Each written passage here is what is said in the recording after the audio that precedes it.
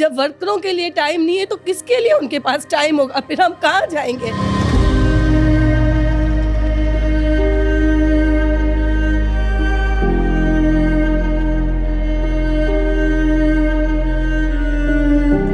आसफा भुट्टो साहिबा से भी मेरी रिक्वेस्ट है, चेयरमैन साहब से भी मैं हाथ जोड़ के कहती हूँ, खुदा ना हमारा ये काम करें, हमें तकलीफों से निकालें।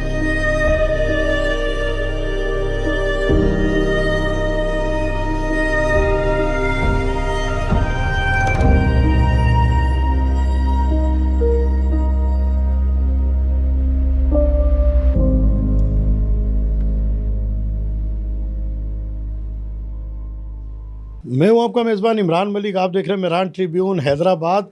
आज हम एक पीपल्स पार्टी की जियाली जिसे कहते हैं, उसने अपनी ज़िंदगी के 20 साल पीपल्स पार्टी को दिए हैं। 20 साल बाद वो किस दुख और किस तकलीफ़ में मुब्तला है, हम इनसे गुफ्तगू करेंगे। इनके साथ ऐसा क्या हुआ है कि इनकी तकलीफ़ों में इजाफा हो गया है। अस्सलाम वालेकुम, मेरा नाम यास्मीन गुल सोलंकी है और मैं लतीफ़ाबाद की रिहायशी हूँ।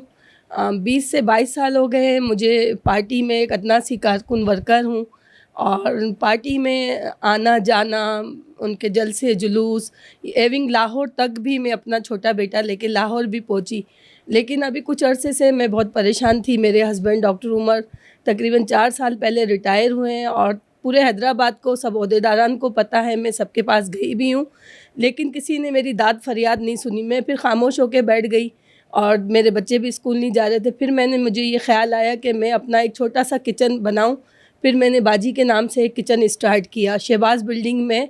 वहाँ मेरा खाना वगैरह चलता था, मेरे बच्चों की रोज़ी में। उसके बाद मेरे बच्चे भी स्कूल जाने लग गए, एक अच्छे हालात होने लगे। मेरा घर भी रेंट का है, हर माह में किराया भी देने लगी। अब 2 माह से वो मेरा स्टॉल बंद हो गया है क्योंकि जो पेशावर में और कराची में धमाका हुआ उसकी वजह से काफ़ी लोग जो है वो डर खौफ में आ गए कि यहाँ भी कोई ऐसे वाक़यात नहीं हो जाए।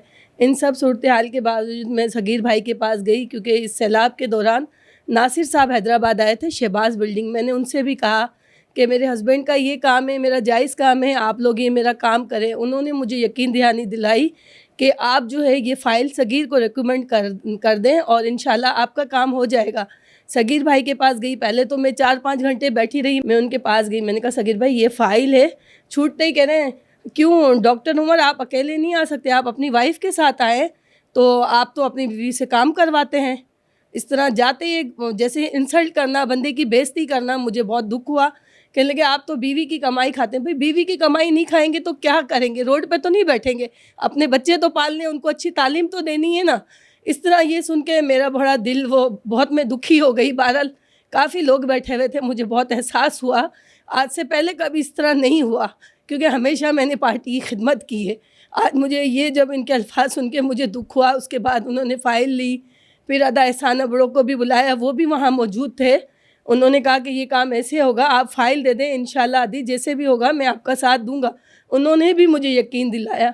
फिर मैं कुछ अर्सा बिल्कुल खामोश होकर बैठ गई, लेकिन मैंने उनसे जाते हुए ये कहा कि आप मेरे एक छोटा सा काम है, आप साइड पे चल के जा रहे, इतने लोग बैठे हुए। मैं उनसे तो नहीं कहूँगी कि मेरा स्टॉल बंद है, बारिशें हैं, तकलीफ़ है। मैं उनसे कुछ अपने लिए कहना चाह रही थी, लेकिन उन्होंने कहा अभी भी मेरे पास टाइम नहीं है। जब वर्करों के लिए टाइम नहीं है तो किसके लिए उनके पास टाइम होगा? फिर हम कहाँ जाएंगे? आप हमें ये बताएं ना, हम कहाँ जाएं? इनको ओहदा इसलिए तो नहीं दिया है कि ये हमारे साथ इस तरह ये सलूक करेंगे। पार्टी का मैंने इनकी आजियानी की, हम खुश हुए कि हमारे लिए एक हमदर्द आ गया। हम बीबी बख्तावर, आसफा, हमारे चेयरमैन एक अच्छा इंसान भेजा, वो अच्छा इंसान हमारी बेइज्जती करेगा, हमें ये बिल्कुल तवक्का नहीं है। इनके पास मैं गई, कराची तक मैंने धक्के खाए, मैं गई। मुझे अपना सिंध सेक्रेटरीट में अपना मौला बख्श चांडियो साहब ने कहा आप मेरे पीए से जाके मिलें, गुलजार मेमन से। मैं उनके पास भी 4 से 5 दफ़ा गई। उन्होंने फ़ाइल ली, ये किया वो किया। आखिर में उन्होंने मुझे कहा कि इतनी पेमेंट आपको देनी पड़ेगी, 1.5 लाख रुपए देने पड़ेंगे। मैंने वो घर की चीज़ें बेच के भी मैंने इनको 1.5 लाख रुपए, अपने बच्चों के निकाल के भी जो कुछ था मैंने 1.5 लाख रुपए गुलजार मेमन को दिए कि भाई ये मेरा काम करवा दो। उसने भी आज तक काम नहीं करवाया। जब सांघी को मैंने पैसे दिए 1 लाख रुपए, उन्होंने भी काम नहीं करवाया। कारकुनों के साथ भी ये जुल्म है। मैं इनके पास गई, मैंने कहा सगीर भाई ये काम है, मुझे कह रहे बीबी ठीक है आप फाइल दे दें, जब होगा मैं आपको बता दूंगा। मैं कोई इनसे भीख मांगने नहीं गई थी, मैं अपना एक जायज़ काम लेके गई थी। पर सगीर साहब ये नहीं सोचे कि मैं सगीर के पास आई हूँ। हमारे चेयरमैन ने इनको सदर बनाया है, डिस्ट्रिक्ट का एक प्रेसिडेंट बनाया है, इसीलिए मैं अपना काम लेकर गई थी। अभी इनको इतना गरूर नहीं करना चाहिए। अभी हमारा चेयरमैन जिंदा है, जब तक वो जिंदा है हम लोग उनके लिए काम करेंगे। हमें दुनिया की कोई ताकत भी मना नहीं कर सकती, लेकिन ऐसे ओहदेदारान का फ़ायदा नहीं है जो हमारी बेइज्जती लावारिस करके उन्होंने हमें छोड़ दिया है। इनको इसलिए ओहदे नहीं दिए जाते, हम कारकुनों के काम करने के लिए दिए जाते हैं। हमारी बीवी जिंदा होती, आज हमारे हर मसले हल होते। वो जहाँ खड़ी हो जाती थी, हर बंदे को वो इज्जत देती थी, लेकिन इनसे हमें ये कोई उम्मीद नहीं है। बड़ा दुख, बड़ा अफसोस है इन ओहदेदारान पे। ये क्या करते हैं आवाम के लिए? 2-4 अपने चमचे इन्होंने पाल लिए, बस उन्हीं का काम करते हैं। मेहरबानी करके ऐसा ना करें, हमारी भी एक इज़्ज़त है, हमारी इज़्ज़तों को भी बरकरार रखते हुए मेहरबानी करके हमारे जो भी जायज़ मुतालबात हैं उनको आप पूरा करें, हल करें। हमारा जो चेयरमैन साहब है बिलावल भुट्टो साहब से भी मैं रिक्वेस्ट करती हूँ, सीएम साहब का से रिक्वेस्ट करती हूँ कि ये मेरा जायज़ काम है। मैं बहुत परेशान हूँ, बहुत मुसीबत में हूँ। अभी फिर 2 महीने से मेरे बच्चे स्कूल नहीं जा रहे, मैं किराए के घर में रहती हूँ। हमारी तकलीफ़ों को देखो, हमारा काम करो, हम कहाँ जाएंगे, कौन से दर पे जाएंगे? फिर हम खुदकुशियाँ कर लें, हम मर जाएं। एक ऑफिसर की बीवी, 19 ग्रेड ऑफिसर की बीवी होने का क्या फ़ायदा, जो हमें इतनी तकलीफ़ें, इतनी अज़ियतें हैं।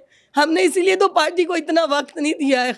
खुदा रहा हमारा ये काम करें, हमें तकलीफ़ों से निकालें, हमारी मज़ीद तकलीफ़ें ना बढ़ाएं। ओहदेदारान के पास जाते हैं, दरवाज़ा बजाते हैं, वो है नहीं, कराची गए हुए, इस्लामाबाद गए हुए, यही तो हमारी ज़िंदगी नहीं है।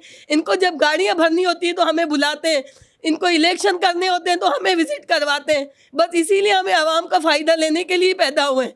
हमें भी तो कोई फ़ायदा दें, हमें भी तो दुख तकलीफ़ से निकालें। एक वक्त बच्चे खाते हैं, दूसरे वक्त हम बैठे रहते हैं, कहाँ जाएँ? हमारे चेयरमैन साहब से रिक्वेस्ट है कि इस तरह के लोगों को जो है वो ओहदे पे ना, कोई सोच समझ के इन लोगों को ओहदा दिया जाए। बस आसफा भुट्टो साहिबा से भी मेरी रिक्वेस्ट है, चेयरमैन साहब से भी मैं हाथ जोड़ के कहती हूँ कि इस मामले को नोटिस ले। सब मैंने नासिर साहब से भी कहा था, मैंने वाइज़ें भी की, लेकिन मुझे आज तक कोई रिस्पॉन्स नहीं आया। खुदारा मेरे इस मसले को देखो, मैं हाथ जोड़ के ये अपील करती हूँ अपने चेयरमैन साहब के। जी भुट्टो, आपने एक कारकुन जिसको पीपल्स पार्टी क्लेम करती है कि ये गरीबों की जमात है, ये कारकुनों की जमात है, आज उसकी हालत देख ली कि वो आपने ही पार्टी सदर के ऑफिस से जलील और रुस्वा होकर निकली हैं। आज दाद फरियाद कर रही हैं कि मैं किसके पास जाऊं। वो अपने चेयरमैन से दाद फरियाद कर रही हैं, जो तंजीम अब तक अपने ओहदेदार मुकम्मल ना कर सकी हो, उन तंजीम के कारकुनों का ऐसा ही हाल होना है। कैमरामैन फाद अली के साथ इमरान मलिक, मिरान ट्रिब्यून, हैदराबाद।